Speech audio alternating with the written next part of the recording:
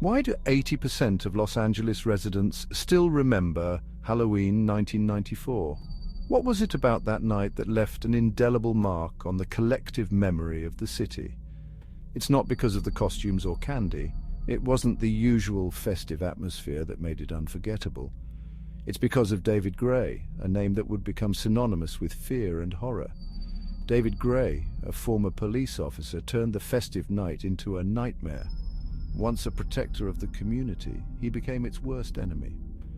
Dressed as a masked figure, he blended seamlessly with the trick-or-treaters. No one suspected that behind the mask was a man with a deadly plan. But behind the mask lurked a killer, a man who had lost his humanity. Gray moved through the city, his steps calculated and cold. His movements were deliberate, each one bringing him closer to his next target. By the time the clock struck midnight, the streets were stained with the blood of his victims. The city that had been alive with laughter and joy was now silent with terror. Families huddled in fear, doors locked, lights off, hoping to escape his wrath. The sense of safety that Halloween usually brought was shattered. The first call to 911 came at 8:15 p.m. It was a neighbor who heard the screams, the first sign that something was terribly wrong. A neighbor heard screams, saw shadows moving unnaturally.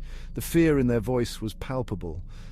By the time police arrived, it was too late. The damage had been done. Gray had vanished, leaving behind a scene of horror. The police were left with more questions than answers. Each location he hit was marked by brutality. No mercy, only chaos. The brutality of his actions left a scar on the city. The media dubbed him the Halloween Butcher. The name stuck, a grim reminder of the night's events. For weeks, the city was on edge, anxiously awaiting his next move. The fear was palpable. Everyone was looking over their shoulder. But David Gray's spree ended as mysteriously as it began. One day the killing stopped, but the fear remained. He was found dead in an abandoned warehouse, an apparent suicide. The questions remain. Why did he do it? What drove him to such madness? And what drove him to such madness? Was it a moment of insanity, or was there something deeper on? And why on Halloween? Was it a coincidence? Or was there a sinister reason behind the choice of date? Even now, decades later, the mention of his name sends chills down the spine. The fear he instilled in the city has not been forgotten. Halloween 1994 is a night Los Angeles will never forget.